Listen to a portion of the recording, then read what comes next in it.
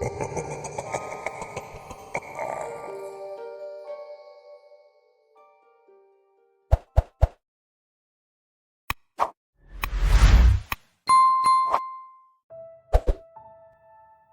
were looking for a light in the dark.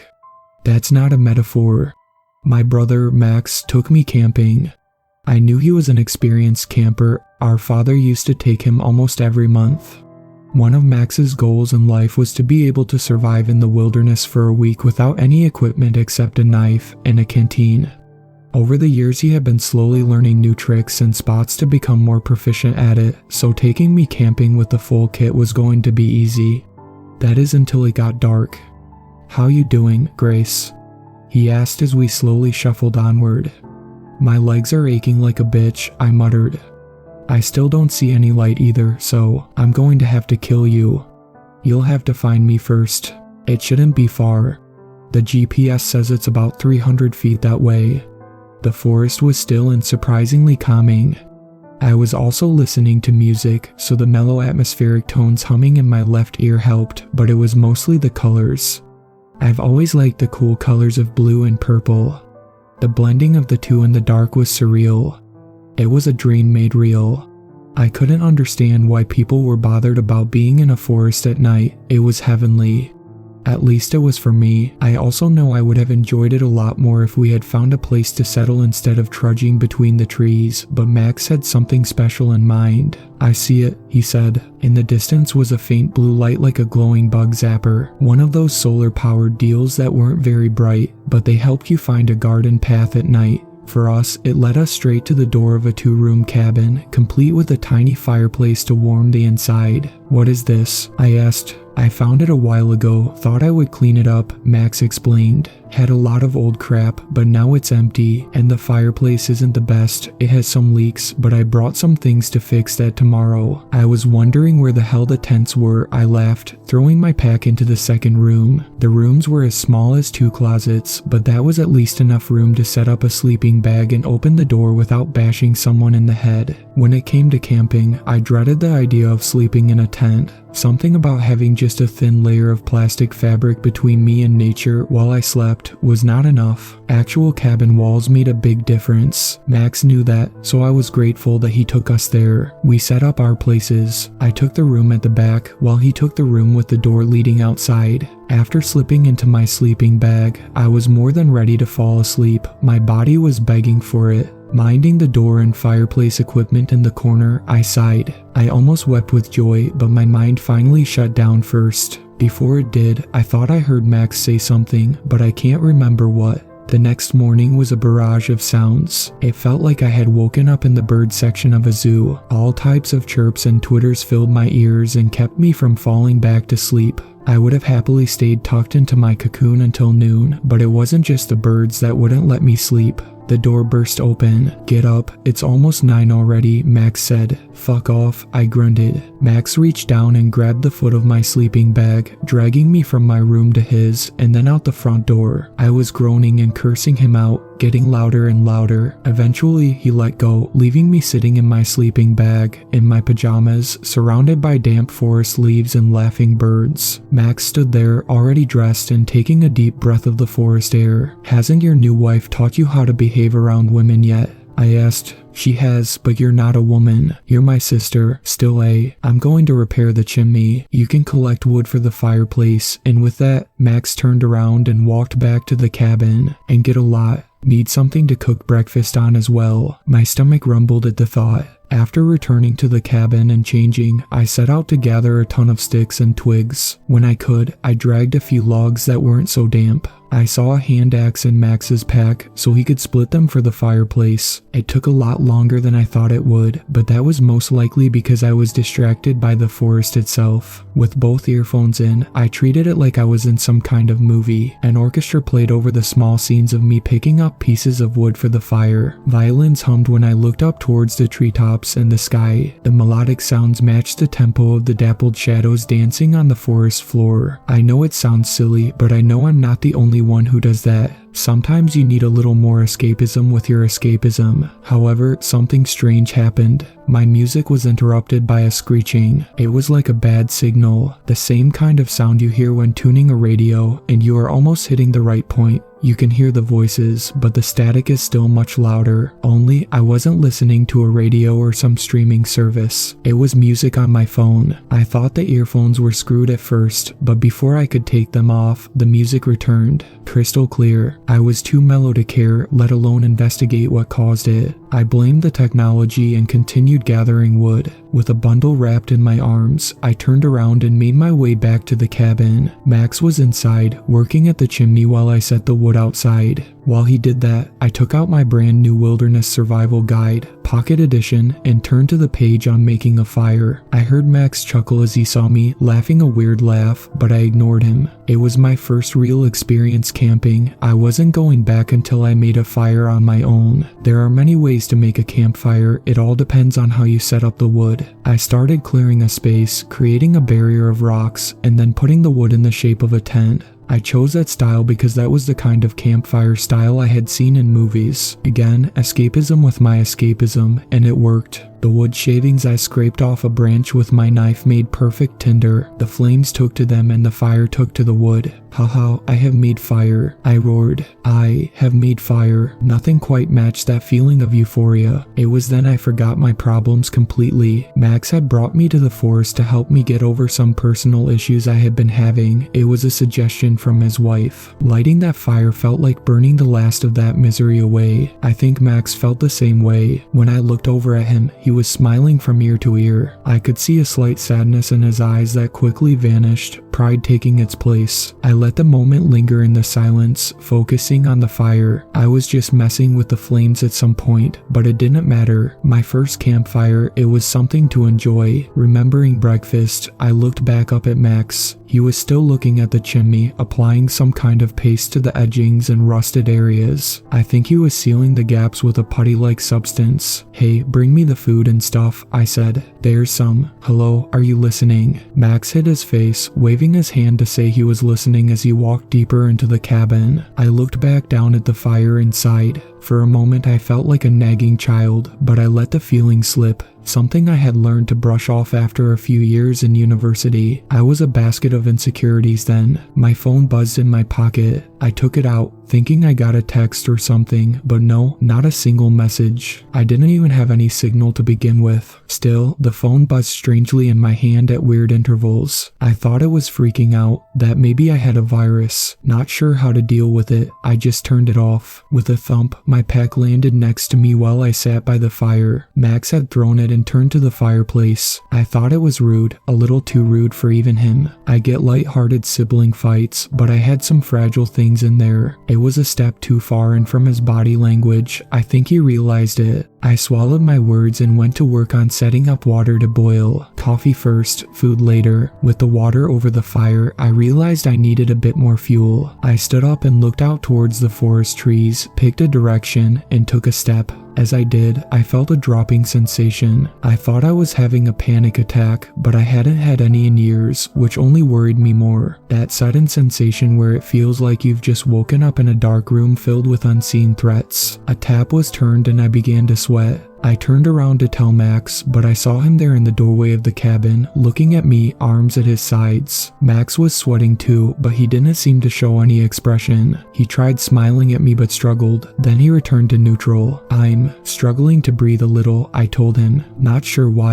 It was his eyes. They lacked any kind of humanity. The way he looked at me terrified me. It was the source of my overwhelming anxiety. Max, what's wrong with you? I asked. Are you sick? Max didn't say anything. My phone started to screech in my pocket again. Even the sounds of nature around us didn't make sense. It was like it was playing in reverse and distorted. I felt isolated. In those brief seconds, I realized that Max didn't say a word when I returned, nor when I was making the fire. He was strangely silent the entire time, and it felt wrong. I had found the threat that was making me feel nervous. It was Max. The moment I realized this, a piece of damp wood in the fire popped, and Max ran towards me. He was fast, faster than I was by a long shot. His face seemed to twist in on itself. I panicked, frozen in place until he was only a few feet away. My knees gave out and the movement snapped me to attention. I hunkered down, his arms missing me and his body crashing over me. I fell too, but I had an easier time getting to my feet.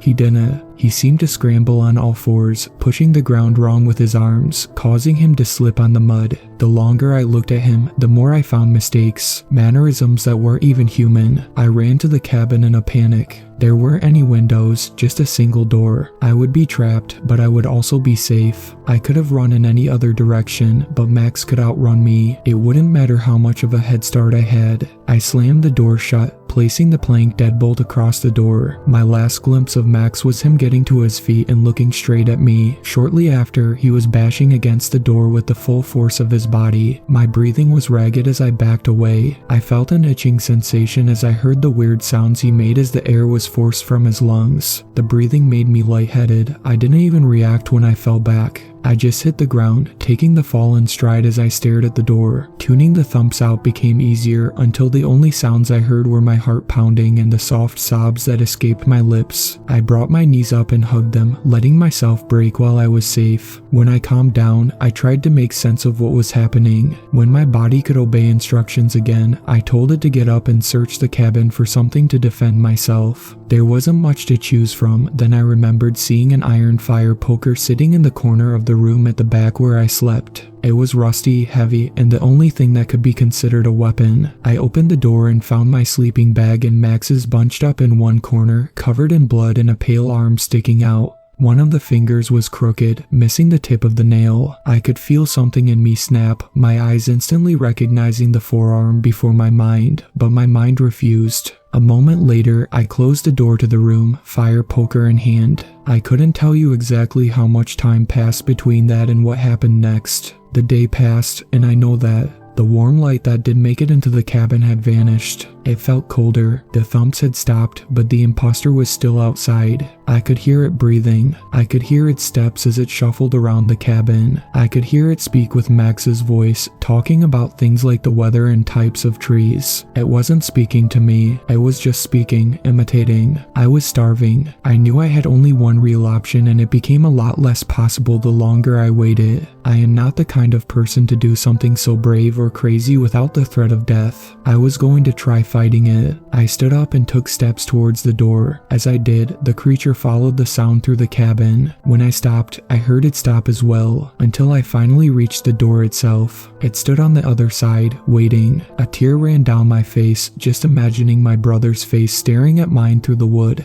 My hand tightened around the poker and I lifted the plank out of the way. No barricade, no lock. The door opened slowly at first, but I was scared already. I leaned back, lifted one leg, and braced for the hardest kick I could muster. My boot hit the area beside the lock, sending the door back suddenly into the creature. I don't know if it made a sound. I was screaming after that. I saw its arm. I started swinging the poker. There was a little iron hook thing at the end, something that could dig into someone and do some real damage. My swings weren't perfect, but when that hook did catch, the creature hesitated long enough for me to get a few more hits in. For the most part, it reacted like a human would. It raised its arm in defense. It yelled in Max's voice, but the change happened again. A sudden shift. I could sense it. The screaming stopped, and the flailing stopped. I was glad it was dark enough to hide his face. I didn't want to see it. I didn't stop. I kept hitting it even when it stopped moving. I hit everything that wasn't already heavily damaged. The arms, the chest, the head, the legs, and the head again. I felt something warm on my hands and the legs of my pants. The smell was enough to tell me what it was. More tired than satisfied, I finally dropped the iron poker. I ventured back into the back and grabbed my pack.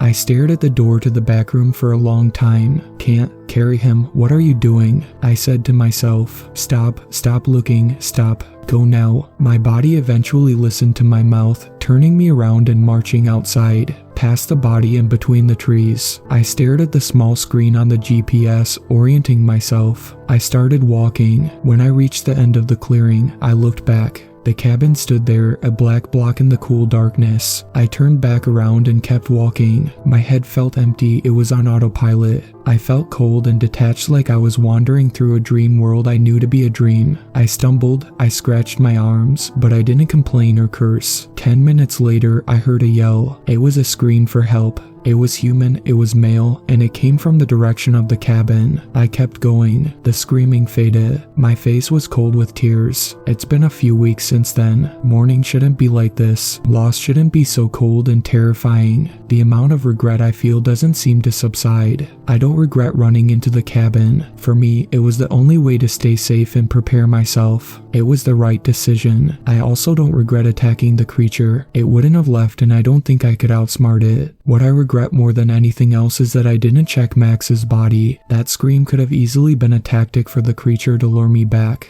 Yet, it knew that the body was in the cabin. It knew I would discover it. It knew that I wouldn't fall for another Max impersonation. It's possible that Scream was Max's, the real Max. It's possible that he was alive, just injured. It's possible I left him to die at the hands of that creature or something else. I tell myself so many times that the creature must not have been that smart, that it was trying to trick me because that's all it knew how to do. But I just don't know. I don't know, and that sickens me. It took him and I did nothing. This is gonna be a long one, so prepare yourselves. Have you heard of the Halawaza? In the local tongue of Swat, the name means monster goat. According to local legends, this beast goat is able to walk on its hind legs and towers over 8 feet tall. To make matters worse, this beast is believed to be a meat eater. Just 2 days ago, a famous travel YouTuber by the name of Nasir Ahmed simply disappeared while on tour of the northern areas of Pakistan. He was last seen heading into the forest, after which he simply vanished. The local police department conducted a search for Nasir. However, out of the 5 members of the search party, only 3 returned. The 3 remaining party members were so shaken up that they were sent to a rehab center to recover from whatever they witnessed. Afterwards, the search was immediately called off and the 2 officers along with Nasir were labeled dead. The forest was declared too dangerous to venture into. Obviously, much of this was kept hidden from the public eye and only the disappearance of Nasir was disclosed. I, too, was only able to get information about the disappearance of Nasir and had no clue about what happened to the search party. My name is Umar and I am a private investigator. I am not a huge name in the area, but I have worked on several notable cases in the past. At first, the disappearance of Nasir did not spark my interest. It seemed like an ordinary missing person case to me, and I was pretty sure the locals would handle it. My view was quickly changed when Nasir's family approached me and were willing to pay a good amount to find their son. I couldn't possibly say no to that offer, so I packed my bags and flew to the village in Swat where Nasir was last seen. The village was situated near a giant forest which extended all the way to the mountains beyond. The village itself wasn't huge, about 150 or so people lived there. The villagers seemed pretty lively. Some were laughing and a few elders were sitting on the porch discussing about politics. As I entered the village, an elderly person who looked like the village chief saw me and made his way towards me. Salam Beta, I am the chief of this village, Amjad Khan. What brings you here to our fine village? Asked the chief. The chief was wearing a big brown coat over his traditional clothes. He also had a muffler around his neck which was weirdly wrapped around like it was hiding a big bulge there. I thought to ask him about it but decided against it as it might sound rude.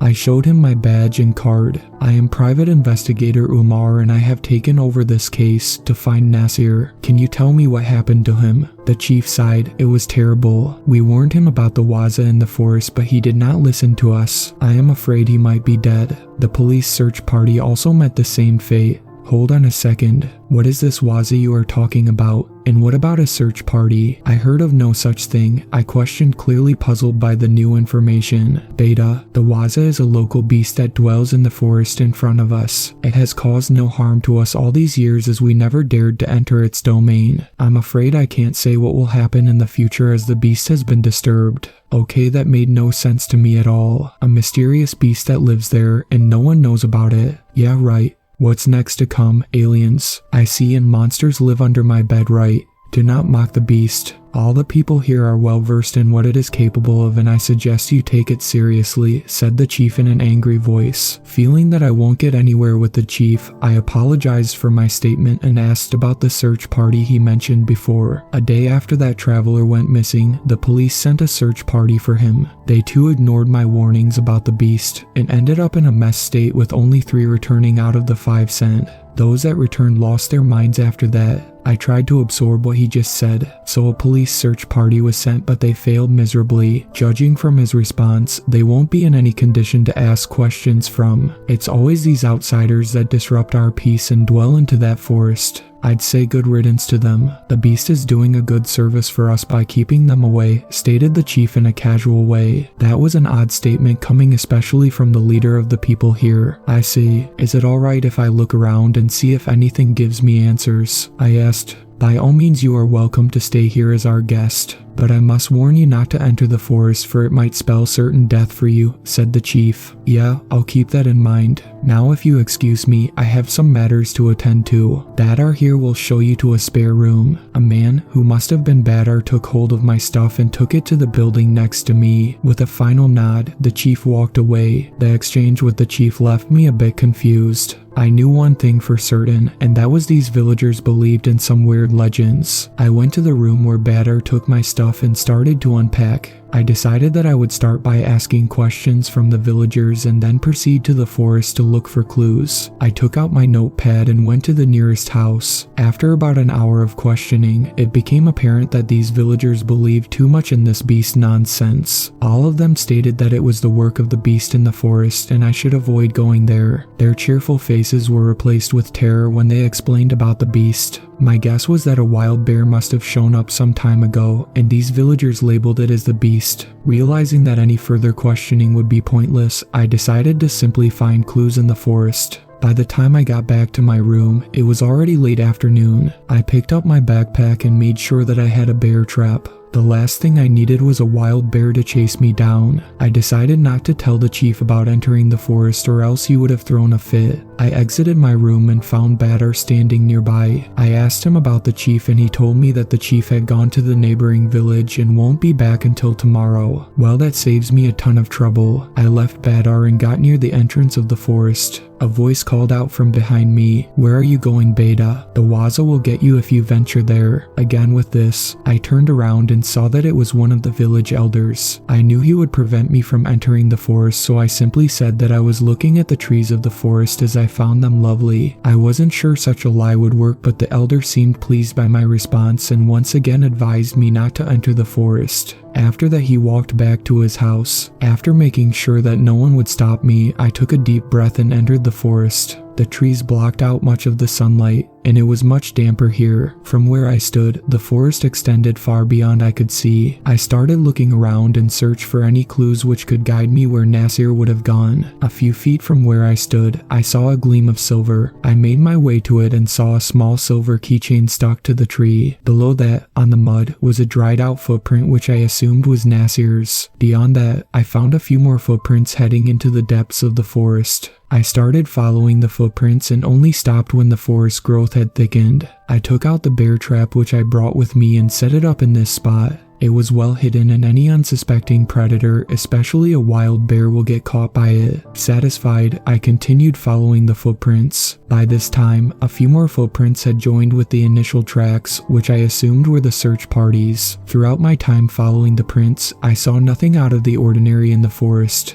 The only thing that bothered me was that I had not seen a single animal or bird since I had entered the forest, and I found that quite odd. Usually such a forest is filled with wildlife, but not this one. I removed the thought from my mind as thinking about it won't help me in the case. I followed the footprints for what seemed like about 30 minutes until they eventually stopped. I took a look at my surroundings and found that I had entered a clearing. In front of me was a giant river that flowed to either side. Beyond the river, the forest continued onward. I decided to take a short break to gather what I had learned. The sun was getting lower by the minute, so I needed to be quick about things. As I was looking around, a small cave-like structure caught my attention. It was just beyond the river and was almost completely hidden by the forest growth. I wouldn't have even seen it had it not been for a silver gleam that caught my eye. The river current wasn't fast, so I managed to cross the river with ease. I got near the structure and realized that the silver gleam was from a keychain. It was the same keychain I had seen before. Was Nasser guiding me somewhere? I had questions, but I needed to first check out the cave. I moved the vines covering the entrance and was greeted by a dark hole. I took out my flashlight and turned it on. The light entered the cave and illuminated a straight path for me. From the looks of it, it was empty. I entered the cave and just a few steps later, I reached the end. Around that spot, the ground was covered by a dark liquid. I scraped some of it with my fingers and sniffed it. It was oil. Gears shifted in my mind and the picture became clear. My guess was that the villagers discovered an oil leak and were keeping it a secret from the authorities. Nasser must have found out about this and he marked the entrance so that he could easily find it again, but he was caught. The police must have been a cover story and the additional footprints must have been a cover-up. With this turn of events, I quickly exited the cave. It had gotten almost dark at this point, so I decided to go back through what I believed was a shorter route. I quickened my pace so that I could exit this forest early. I believed I had the evidence, but the question still remained about Nasser's whereabouts. I didn't get to think about it as I tripped over a soft rock and my knee hit the base of a nearby tree. Pain shot up my leg and I cursed myself for being careless about my footing. I slowly got up and looked at the rock from which I had tripped. It was not a rock. Even under the fading light, I could clearly see that it was a human foot. I took a step back trying to process what I saw. After a full 10 seconds, I made my way to the severed foot. The foot hadn't started to decay properly and much of the skin was still intact. Its condition stated that it had been here for only a few days. I was in shock. Why was there a fresh human foot in the middle of the forest? Was it Nasser's? What are these villagers even up to? I had so many questions and no answers for them. By this point it had gotten dark. I left the foot there and continued on my way back. I needed to get out of here as fast as possible. I had been walking for quite some time now, and there was no sign of the forest ending. I was completely lost at this point. I can't die out here. I'm too young for that thing, I muttered to myself. Just a few steps later, a sick rotting smell entered my nostrils. I almost wanted to puke as the stench was so overpowering. It seemed to be coming from somewhere straight ahead. I slowly made my way towards it, and after moving a few feet, a hideous sight greeted me. Just a few feet ahead was a giant tree, and hanging from its branches were 3 mangled corpses. That wasn't even the most frightening part of what I saw. At the base of the tree stood the biggest black goat I had ever seen in my life. Its back was towards me, so I didn't think it got sight of me. I tried to process what I was seeing, but my mind had completely gone blank. In all of my previous cases, never had I seen such a thing. I knew I just had to leave as fast as possible. I took a step back and then another. I slowly backed away, but then suddenly a twig snapped under my feet. Quick as lightning, the goat's head turned in my direction. It then turned its body in my direction, and our eyes met. A second passed and then another, but the goat didn't move. Under the moonlight, I could see that the goat had a big tumor on its neck, which made its neck swell up. What's more was that the front legs resembled that of a wolf, as I could see claws at the end. What in the world was I even looking at? To answer my thoughts, the goat snarled at me and I caught a glimpse of razor-sharp teeth. Did the goat start to get taller? No, as I watched, the goat slowly started to stand on its hind legs and let loose a roar that turned my blood cold. That was my cue. I bolted away from this monstrosity and into the forest. Behind me, I could hear the thundering of its footsteps as it chased me. I tried to get it off my tail by taking sharp turns, but the beast persisted. It was out for blood. Just then I once again tripped, but this time my shoe came off as well and fell hard on the ground. I turned around and the beast was behind me. I backed away into a tree. My heart was pounding fast. I knew this was the end for me and cursed my stupidity for ignoring the villager's warning. The beast didn't attack me. It growled at my exposed foot and started to circle around me. What was it waiting for? Just finish me already. But the beast kept its distance. I tried to follow its movement, my exposed foot still outstretched. Suddenly I heard a snap followed by a loud roar from the beast. I did not know what was happening as the beast howled in pain, and then I saw it. The bear trap I had set up before had closed shut around the beast's left foot. Realization hit me. I placed the trap near the entrance of the forest, so I must be getting close. While the beast was distracted and trying to remove the trap, I made a dash towards the direction I believed was the entrance. A few moments later, I heard a roar from behind me and knew the beast had removed the bear trap. I didn't look back and focused all my energy on getting out. I saw a clearing just ahead and jumped out of the forest and landed on a road. I took in my surroundings and realized that this was the road I used to get to the village. Rustling noises from behind brought back my attention to the situation I was in. The beast was now back on all fours and was closing in. It stopped just at the edge of the forest and started sniffing the ground. It growled at the ground and then made eye contact with me. I was completely frozen in fear and my legs refused to move. The beast stood up on its hind legs and let out a bone-chilling roar. I thought it was now going to pounce on top of me, but the beast simply turned around and went back into the forest. I think I must have blacked out after that because the next thing I knew, I woke up in a room. It was definitely not the one I was given in the village as it was much bigger. As my eyes adjusted, I noticed a man sitting in a chair next to the bed.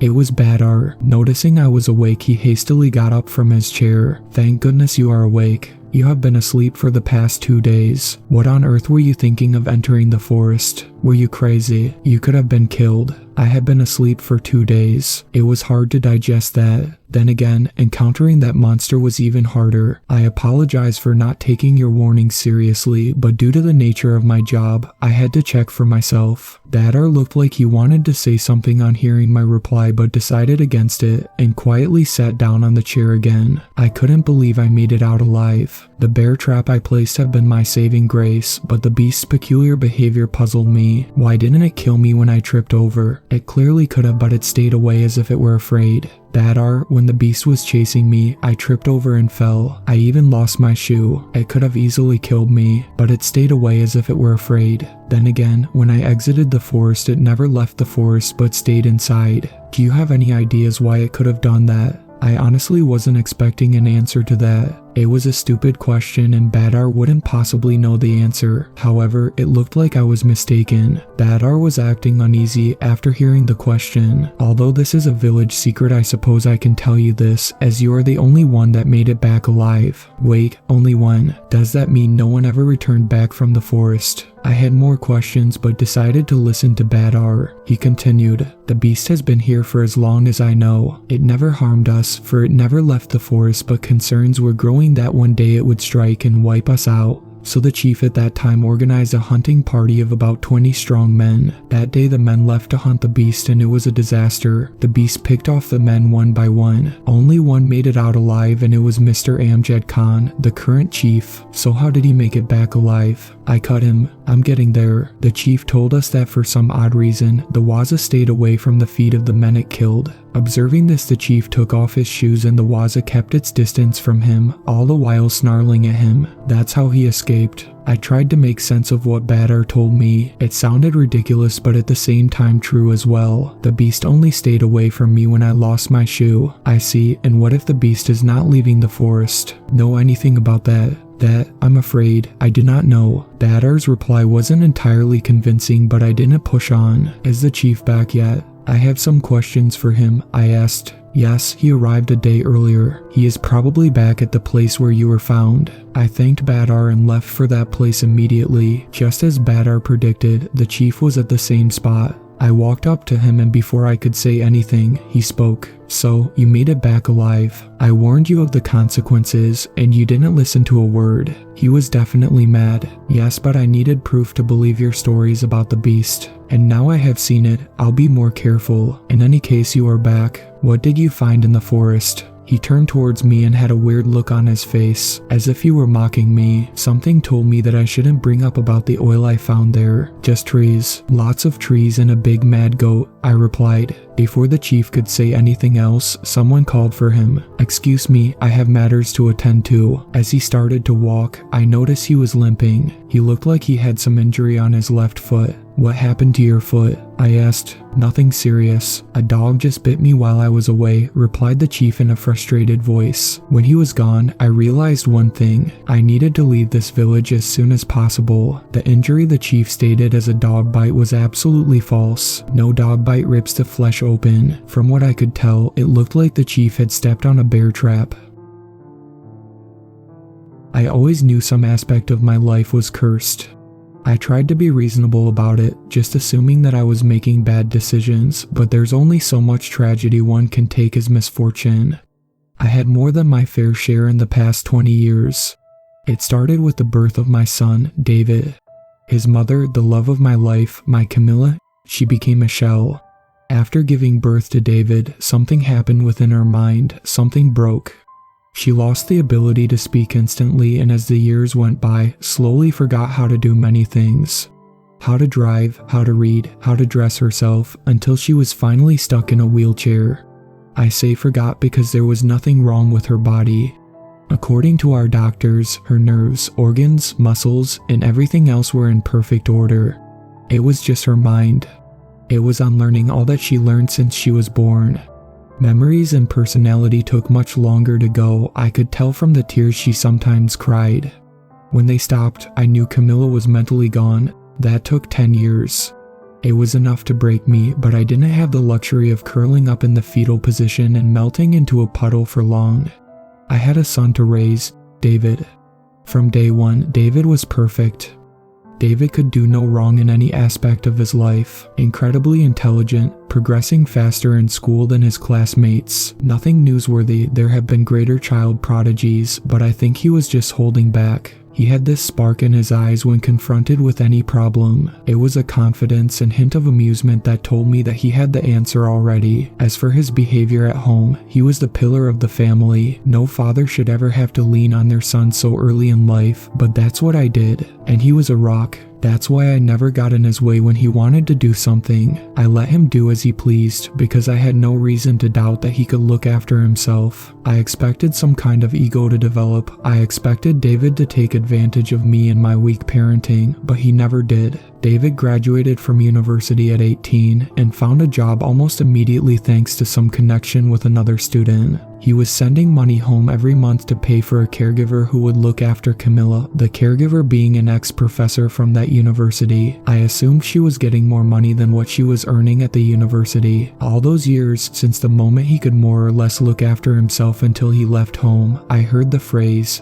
"Thank God you have David," from everyone who knew our family situation. You might even be thinking that right now, reading this. Yet, I could never quite share that feeling. Without any real reason, I wasn't as happy with David as others were. He intimidated the hell out of me. He had this way of looking at me, reaching out with love, and even as his father, I could never make that connection. I couldn't even bring myself to like him. My son treated me better than any son has treated a father, and in my heart, I felt the same way about him as I do about a stranger I pass in an alleyway. I just wanted to keep my distance. That good he brought into my life should have helped balance things out just a little bit, but tragedy always found me. I lost family, I lost friends. I've watched my colleagues betray me and my work crumble. Even my pets didn't last long, so I stopped getting them. And although I never told anyone, I started to feel the reason for all of it was David. In my head, as damaged as it was, I blamed him. Not just for Camilla, but for everything. Everything. To see him leave the house was probably the happiest I had been in a long time. That is until that caregiver he sent arrived a month or so later. "Hi, Mr. Samuels," she said, walking into my home. "My name is Lilith Evans. I know your son, David." She shook my hand with a smile. My heart just about nearly popped when I saw her, this beautiful woman. It went cold again when she mentioned David. She didn't falter in her enthusiasm. Lilith explained why she was there, tears in her eyes when she spoke about how kind and amazing David was to care about his ailing mother. I don't think I said a word to her in our first meeting. I was just too shocked, giving her hums and nods. I did speak to her the next day, but it was like speaking to David. I just ended up bending in her favor, letting her do her thing, taking care of Camilla, and leaving me to my work. She had the same eyes as David, pouring with kindness, but for me, lacking any soul. I decided to give her the same treatment and just stay out of her way. "Mr. Samuels, we're leaving," she called to me from the front door. "Okay," I called just before she shut the door. Alone. Lilith was taking Camilla on a walk and had been doing so every day for 2 years. It hurts to say it like that, taking her for a walk.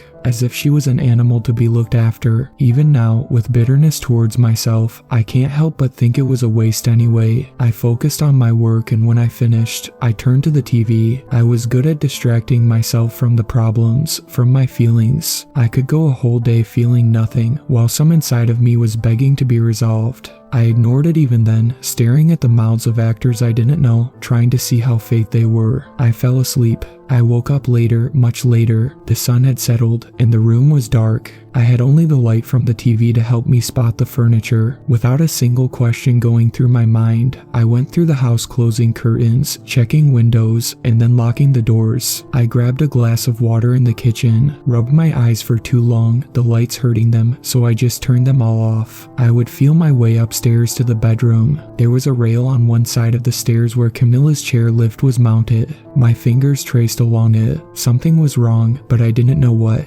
Trudging into the bedroom, I saw my unmade bed and the nightlight coming from the window. The cool blue spoke to my heart and I fell onto the sheets. Perfect. I knew I could only enjoy it for a moment. I had to get undressed and close the curtains, but I argued with myself before I finally got up. The window gave me a clear view of the backyard, the adjacent lake, and of course, the woods. I saw the neighbor's swing set moving slightly in the breeze, not squeaking. Thankfully, I had snuck over one night to oil the chains. A light flickered among the trees. I looked at them, waiting to see something. A beam of light, a flashlight. It turned away and continued deeper into the woods. I thought it was more than likely my other neighbor going after his dog again. It tended to escape. I closed the curtains. When I turned around, I saw that the door to Camilla's bedroom across from mine was still open. Her wheelchair wasn't in the corner of the room, and Lilith usually closed it after putting Camilla to bed. I then realized what was wrong when I climbed the stairs. The chair lift was at the bottom. Lilith hadn't returned with Camilla after her walk.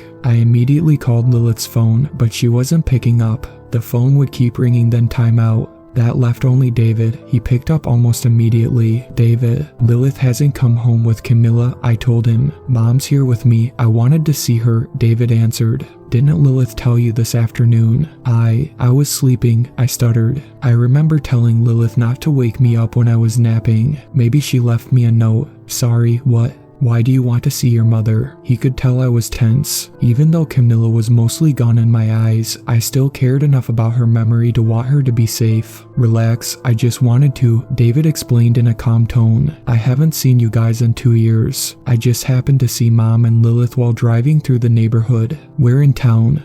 Lionel Street, I think." "No, where are you staying?" David gave me the address of a motel and told me he would come around in the morning if I was available. Of course, I said I was, and we ended the call shortly after that. I sat down at the end of my bed, fell back, and was asleep as my head hit the sheets. Looking back, I was stressed. David was back. "How's Aunt Grace?" David asked me from the other side of the table. He held his cup of coffee with both hands as if warming them. He had a kind smile. "She passed away shortly after her husband," I said. "I tried not to think about losing my sister about a week after you left." I said that last sentence with a little too much anger, but I tried to pass it off as sadness. David looked down, his face painted with concern. After a long moment, I had finished my coffee and David looked up again. His black hair had grown into flowing waves around his chiseled face. "I liked her," he said.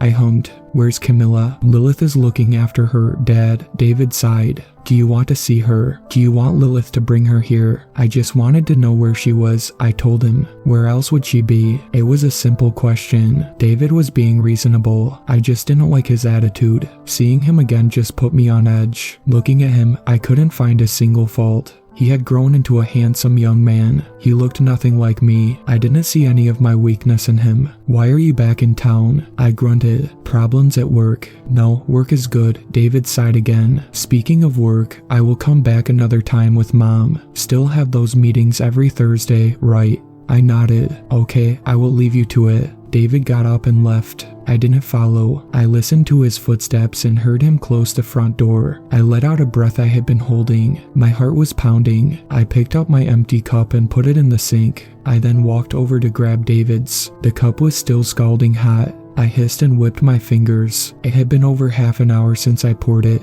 and it still hadn't cooled down. I dumped the hot contents and rinsed the cup angrily. There was always something to send me over the edge. I ended up taking that cup out of the sink and throwing it as hard as I could into the trash, wanting it to break, but some other trash cushioned the fall. I spent the whole day staring at a whiteboard and a ream of paper on my desk. Marker in hand, I needed to write something on the board, but I was too distracted. Being stuck in my head, I couldn't help but play back the talk I had with David. No matter which way I looked at it, I couldn't help but see myself as the asshole. I didn't really care about Camilla. I was unhappy seeing my son, and damn it, I respected him enough for sensing my discomfort and leaving when he did. What the fuck is wrong with me? I murmured. Seriously, I blinked and it was night again. I put the marker down and made my rounds. Curtains, windows, doors, finally ending in my bedroom. I looked out at the lake. The swings were squeaking again. A breeze rustled the trees more than it disturbed the lake. I heard the familiar pitter-patter of droplets hitting the earth outside. Rain, where are the clouds? I said to myself. I looked up at the sky. I could see the stars. No rain on my house, and not a droplet hit my face, but I heard rain nonetheless. I looked down at the ground, but couldn't see anything. Out of curiosity, but mostly escaping my own thoughts, I marched down the stairs, seeing as I was already dressed, and opened the kitchen door to the backyard. The sound of rain was closer, but when I pointed my phone light at the ground, I didn't see anything. I then listened closer and realized the sound was coming from the nearby trees. It didn't sound like the leaves were moving. There was no way I was confusing the two. I walked over to the tree and was almost immediately soaked in water. I stepped back out of the downpour and turned on my phone light again. From the branches and the leaves, rain fell thick and fast. It pooled on the ground and soaked into the earth. The sight of it left me silent and thoughtless. When seeing something that just didn't make sense, my mind struggled to make sense of it. What snapped me out of it was the sound my ears picked up amongst the patter. Crying, weeping coming from the trees, so low and pathetic. It was the kind of moaning sob that only those who were grieving could make. It was how I cried the many nights that followed Camilla's degradation. Only, that was a long time ago. Yet, the thought of Camilla seemed to get the cogs in my mind moving again. I looked down at my phone, wiped a few stray droplets from the front of the screen, and hovered over David's number. I wanted to call him, but I knew that no matter what he said, I would just want the call to end. Instead, I turned back to the house. The weeping followed me as I entered the house. Even when the sound of the drops faded, those cries echoed. I got in my car and drove off the property, heading to the motel David was staying at. I probably sound hypocritical for caring all of a sudden, but if you were confronted with trees that sounded like you in a moment where your heart was breaking, going to Camilla was the best thing on my mind. Arriving at the motel, I saw a few cars parked in the front. One room had the lights on. I heard a TV playing through the thin walls. I could understand that, for some people it was the only way they could get to sleep. I saw David's silver 4-door parked in front of one of the dark rooms, so I assumed that it had to be his. Definitely not the best place to be looking after one's ailing mother, but I didn't care to question it until I was standing in front of the motel. I wanted to call Lilith and ask her what she was thinking about leaving Camilla with David in such a place, but then I noticed her car was there as well. That made me angry. With a sudden wave of responsibility for my wife washing over me, I marched up to the door and thumped it with the meat of my hand. "David, it's me," I growled through the door. "Let me in or Jeremy." It shattered. Everything inside of me. My heart felt so hollow that I thought it might collapse in on itself. My bones were glass, cracking under the weight of my flesh. I stepped back from the door. It opened. The light was on inside. Camilla was standing in the doorway, her body frail and skinny. Her eyes were wide and scared. I knew her body had wasted away, but it seemed to be less saddening when she was in a wheelchair. When she was standing and moving, she looked like a starving prisoner. Yet, I was the one who buckled first. She took a few shaky steps towards me and fell forward. I caught her in my arms and held her against me. She was so light. A bony hand reached up and touched the side of my head as I cried into her shoulder. As her fingertips grazed my skin, there was a cold plunge and a sudden fall. It was the same sensation of suddenly falling into a dream and waking up. Only this time I was soaked in rain, kneeling in front of a dark, empty motel room. The door was open. Blood had stained the doorway. I was breathing with a burst of adrenaline. I was in danger, or at least I was a moment ago. I stood up quickly and stepped into the motel room. Blood on the bed, the walls, the curtains. I could see the dark shape of bodies on the ground.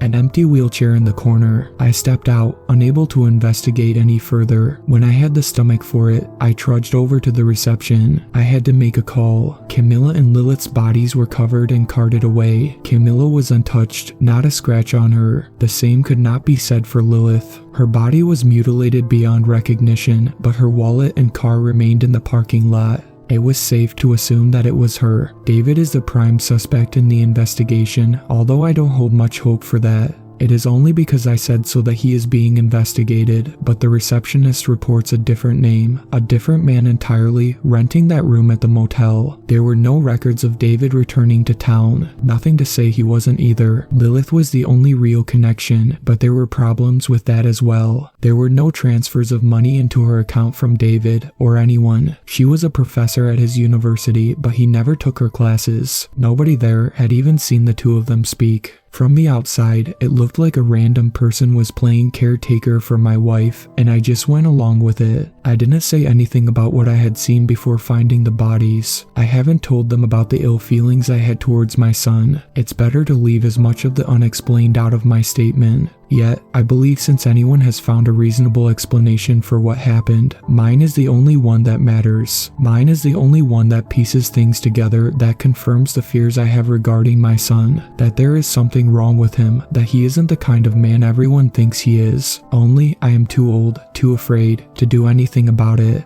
I haven't had any communication with David since. I retired from my job last year. I live alone. The trees still weep.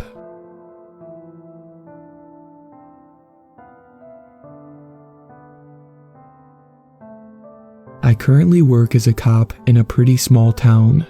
It's surrounded by woods and parks.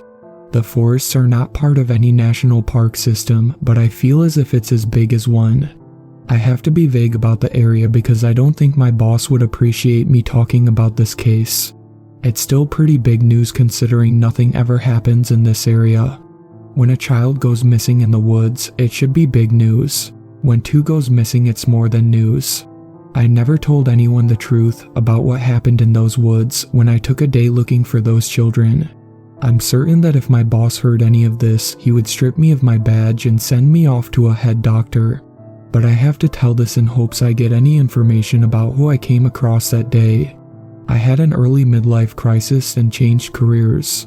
I come from a long line of police officers and had planned that to be my future, but because of some complicated and boring reasons I choose to do something else. Then, later on in life, I regretted my choices and did what I needed to do to become a cop.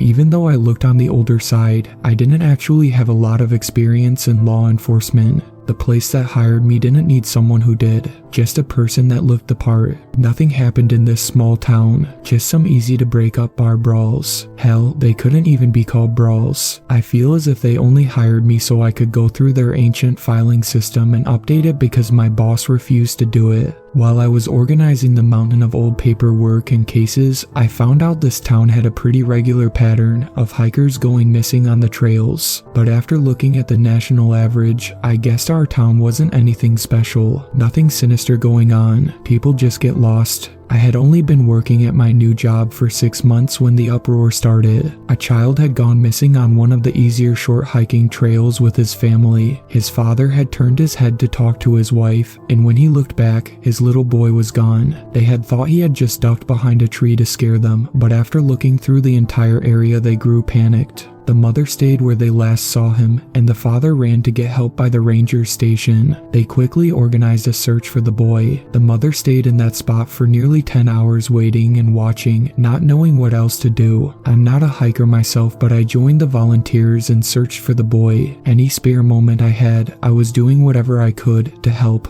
I ended up with hundreds of bug bites and torn ankles from my new boots, but I never complained. A child was out in the woods and we couldn't find any trace of him. Then a girl was lost. She was a classmate of the boy and wanted to help. Some volunteers humored her and let her run water to people searching, but she could only go a few feet into the woods. If she saw someone coming near the trail end, she would run up to give them a cold water bottle. She was in sight the entire time. Again, someone turned their head as she took a step onto the trail, and when they turned back, she was gone. The people who she had been walking towards hadn't turned their heads. They were completely bewildered and questioned what they had seen. She simply was gone in a blink of an eye. No one had a logical reason for it, so they didn't dwell on how the children disappeared, only that they now had 2 missing. Helicopters came and sent dogs joined the search, but after a week the search was trying to recover a body. 2 children under the age of 10 in the woods for that long wasn't likely to last. I had been doing whatever I could in those days, but felt useless. My boss noticed how badly this case was on my health and forced me to take 1 day off. After all, I wasn't a hiker or an expert in cases like these. I had done everything I could, and if I kept hiking, I would burn myself out. He felt like there was more than enough people looking. I could rest for a day and then got back at it full force. I did not listen to him. I did go to bed early the night before so I could be up at the crack of dawn to go back on the trails. I wasn't a part of the volunteer teams and my boss told them I shouldn't be out there. They gave me some looks but let me go hiking as long as I promised to stay on the short trails and not go into the woods, which I agreed. I could get lost and that wouldn't help anyone. I knew I wouldn't find any traces of the children on a trail that had been looked over at least 100 times before, but I still couldn't just stay at home. That's how I spent my free day, hiking trails and getting more blisters on my ankles. I had a backpack of some supplies. Even though I had hiked for the entire day, I wasn't very hungry. I think the stress was getting to me. I still had some water and granola bars in my pack near the end of the day. I was in the middle of a somewhat longer trail I had gotten permission to search on when the sun had started to set. I decided to start heading back but knew it would be dark by the time I arrived at the end of the trail and to the ranger station in the front of the woods. I knew I wasn't going to find anything but I still felt disappointed ending the day empty-handed. The orange light of the sun had faded into a gray light, a strange gray light that made bright colors pop. I had forgotten how strange that time of day looked. My orange shirt nearly looked neon in the gray light. Because of the odd light, I saw a bright white on the trail easier than I might have at a different time of the day. The trail had a slope to it. I had just reached the top ready to go down when I saw the white on the trail. I squinted to see a person standing wearing a long white and baggy sweater. The day had been hot and not at all sweater weather. The person was short and my heart started to race, but this person didn't look short enough to be 7. But it was still very strange to see a preteen just standing in the middle of the trail. I went down the slope and towards them hoping I looked friendly and they didn't book it into the woods. "Hey, are you alright?" I asked when I was a few steps away from them. At first, I thought they had been wearing a long white hat of some sort, but when I got closer, I saw their hair was pure white. This was a very short older person, or this child dyed their hair. I noticed they weren't wearing any shoes and found that strange. Their feet weren't dirty from walking in the woods, and I didn't see any abandoned shoes around the trail. I had no idea how they went bare feet without tearing up their soles. Hearing my voice, they turned to face me. They were a child like I had first thought.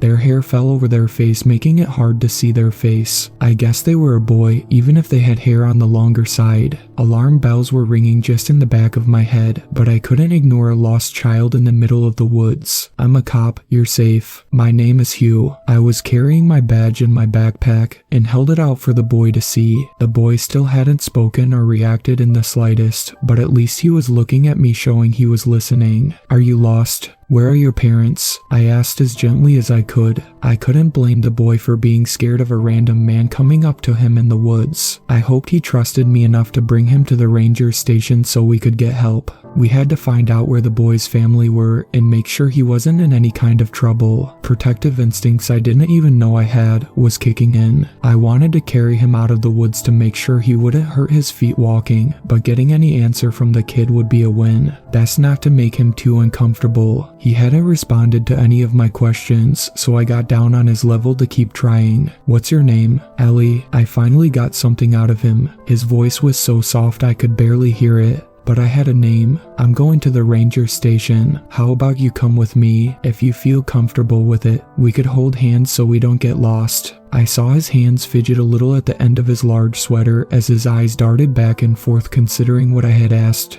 Because I had gotten down a bit lower, I could see his eyes through his white hair. His hair wasn't dyed. He was albino, judging by his pink-reddish eyes, a rare condition I had never seen in person before. I heard people with the condition had bad eyesight. It would be dark soon and I was surprised there was still light after how long we spoke for. Holding hands would be a good idea if he couldn't see when the sun did finally set. He came to a decision and held out his hand to let me take it. He seemed like a shy kid, so I didn't push any more conversation and took my small win. When we started to walk, I kept an eye on the ground, making sure I was guiding him away from anything that might harm his feet. I wish I had brought a pair of extra socks that day. Ellie was very light-footed though, he carefully walking around twigs on tiptoes as if it was second nature to him. I remember not wearing shoes as a child, so maybe he had just adjusted without them. I wished I had a way to leave a note where I found him. If his parents were nearby, they would be worried, but I assumed they would go where we were headed once they couldn't find him. I had my phone on me and I was glad it still had a charge. Still holding Ellie's hand, I tried to unlock my phone with one hand.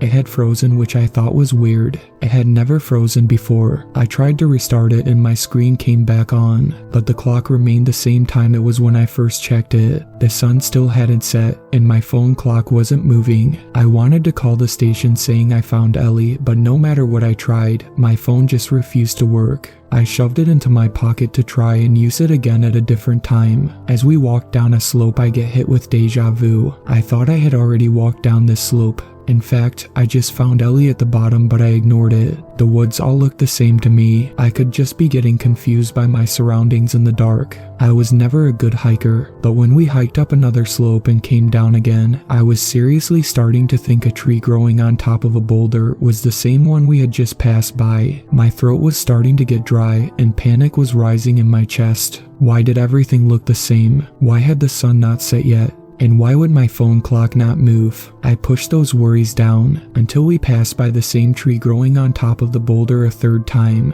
I didn't want to stress out Ellie, who had silently been walking beside me the entire time. Ellie, could you do me a favor? I don't mean to worry you, but could you stand right here as I look over that slope ahead of us? I just want to look ahead. I swear I won't leave you. The boy gave me a nod and it looked like he didn't want to let go of my hand. But he let it go and I half jogged up the trail to the small hill in front of us. When I started to walk away, Ellie had crouched over and started to shove sticks in the dirt. When I saw at the top of the hill, it gave me tunnel vision. I thought I was going to faint. I stood staring at Ellie crouched over playing with sticks. I looked behind me and saw the same thing. This couldn't be happening. I had to be seeing things. Maybe Ellie had a twin and they were messing with me. I jogged down and walked over to the tree I was using as a landmark. I put my useless phone on top of a root. Ellie was staring at me and I gave him a smile. Humor me, I told him, and started up the slope again. When I reached the top, Ellie still had his line of sticks, but I felt a weight in my pocket. My phone was no longer on the tree root.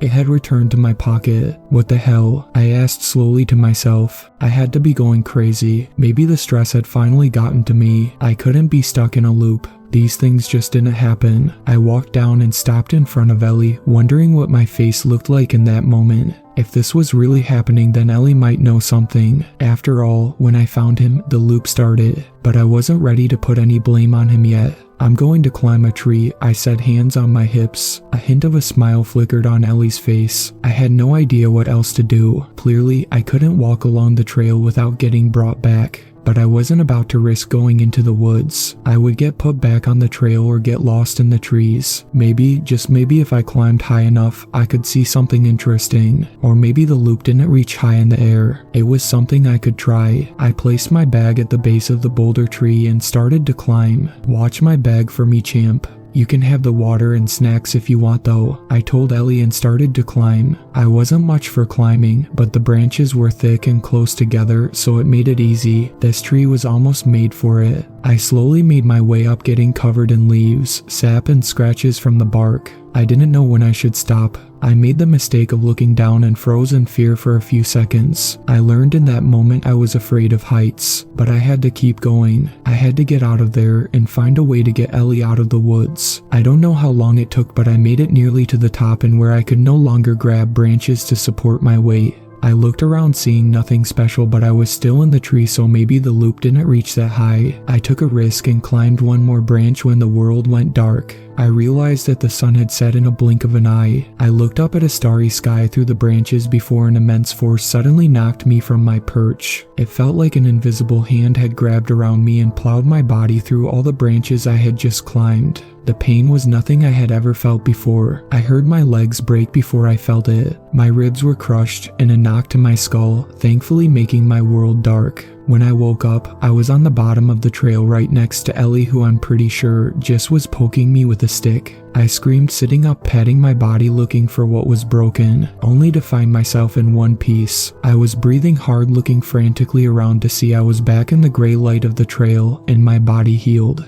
Not even the tree sap remained. I guess that didn't work, I said with a small laugh, enough though I wanted to cry. My body was healed, but I still held that memory of the pain. It was a good idea. I don't think I've ever seen someone find an opening of the loop before, Ellie commented in his small soft voice. He had spoken about the loop. I no longer could doubt it was happening. The whole thing was now in the open, and we needed to talk about it. I'm stuck in a loop, I said slowly, still not fully believing it. Yes, you are, Ellie said with a nod. He was making doodles in the dirt with his stick, as if the strangest thing wasn't happening. Like all of this was normal. I stared at him and the sticks he had placed in a circle in the dirt, and a thought suddenly came to me. I'm stuck, but you're not. The sticks Ellie had been playing with remained when my phone was returned. It may have been because Ellie hadn't moved, but his wording made me clue in. He didn't agree we were both stuck, just myself. I pulled my pack next to him and patted on it, giving him a place to comfortably sit. All right, champ. Take a seat, and let's figure out what's going on. With both of us in unlimited time, I'm sure we can figure out why this is happening. You're not going to accuse me of trapping you, Ellie said, and the surprised tone in his voice was the most emotion he showed since we met. Nope, you don't seem the type. I could have sworn I saw his ears turn a little red through his hair. He sat on my backpack, knees tucked inside his sweater, making him look very small. But for the small child he was, I knew in that moment he might not be human. But lucky for myself, he had the answers to what was going on. Humans are born to die. Most creatures are. You can't understand endless existence. Not truly understand it. If you did, you would become something else. That is the purpose of this loop. For you to become something else. In this place, you cannot die. You just remain, for your mind to rot or turn. The one that created this place reproduces this way. If your mind turns and you become something else, it twists your flesh into something the same as itself. The ones who cannot make the change are eaten. The loop keeps the victims fresh. I assume the missing children on the trail were taken for food. Children don't often manage the change. I got goosebumps listening to Ellie's words. I hated the idea of those two kids being trapped the way I was, stuck in a forever loop, not understanding what was happening and not being able to get out. I was lucky enough to come across someone to explain things to me. Ellie kept talking, so I pushed my thoughts aside to listen. Humans cannot break this loop. I am not human, so I cannot be trapped here, but I cannot break this loop to save you. It goes against what I am. I cannot save a human from a creature of the night. I, however, can make this offer to you once. I can turn you into something else. Once you come to my side, I can save you. I can remove you from these woods. I cannot guarantee your humanity though. You may end up as something far worse than the creature that has trapped you here. Ellie stared at me so intensely with his red eyes. It felt like the forest was closing in on me, waiting to hear my answer. I could either become a creature after suffering through an endless amount of time, or take him up on his offer and become something else, or take a huge risk. No thank you, I said with a small smile. To my surprise, Ellie smiled back.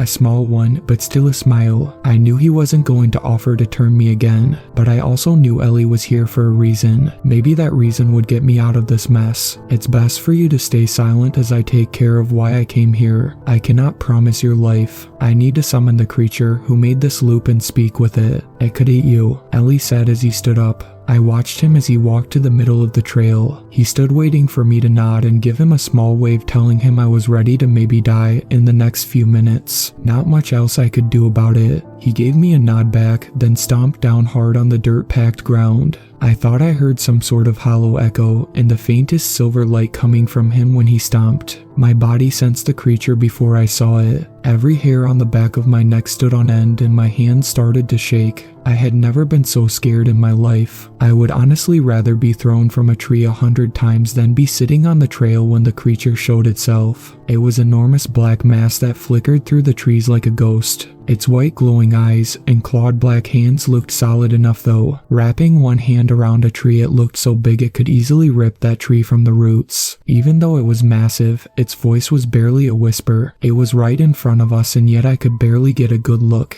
It was like my eyes refused to focus on the thing, and I was glad for that. What creature has wandered into my forest? It reached out a large claw towards Ellie, who stood firm. Even in my state, I wanted to run out and protect him. The claw stopped right in front of his face when Ellie started to speak. You have created for too many children. Your limit was 2. You are taking too many humans to feed them, and I suspect you took this other human to create a new. Ellie's strong words were cut off by a rasping laugh from the woods that made my skin crawl. This forest is mine. I can make as many children as I like. Now be gone. The massive claw came down to crush poor little Ellie, and I shot to my feet. I was far too slow, but my concern was not needed. The moment the ghastly claw came down, it exploded in a silver mist. The creature let out a shriek of pain and darted further back into the woods, nursing its wound. Ellie had not moved and his back was turned to me, but I could feel his was very angry. You cannot be. The monster hissed with a voice full of hate. The Silver King is dead. I can never die, and you have insulted me beyond going past your child limit. As a punishment, you must kill the most recent ones you have created. You must also break the loops of the humans you have trapped. Humans that are most suited to be returned to their world, adjusted to live peacefully. You'll go hungry for a while, but be thankful for your life. The monster hissed more, darted back and forth between the trees, considering what to do. It clearly wanted to kill Ellie, but couldn't. I didn't believe that Ellie, the small child before me, was a scarier monster than the dark thing in the woods. But the proof was the thing not attacking. With more pacing and hateful hissing, it agreed. Oh, thank you, my dear Silver King, for sparing my life this night. I shall never forget it, never. I had never heard such pure hate before. It made me feel sick just listening to that dreadful voice. I had no idea how Ellie stood so still with them directed towards him. He was a tough kid, it seemed. I expected something special to happen, but I just blinked and everything returned to normal. It was dark, meaning the sun had finally set. Ellie stood in the same spot, the monster in the woods gone. I checked my phone, finding it working, but I didn't use it to call for help. I knew I was safe to walk to the end of the trail and out of the woods. Ellie looked at me with a hard-to-read look on his face. It lightened when I offered my hand to him so we could continue the way we had started. Even in the dark, I saw his face flush a little. He was a big, important figure among very scary creatures. I don't think he often was treated like the child he was, and appreciated the gesture. I wish I had spoken to him on our walk. I didn't know what to say after everything I had seen. I was going through ideas in my head when I saw something else on the trail in front of us. My throat closed and I felt tears come to my eyes. The missing children stood alone, holding hands and looking very scared.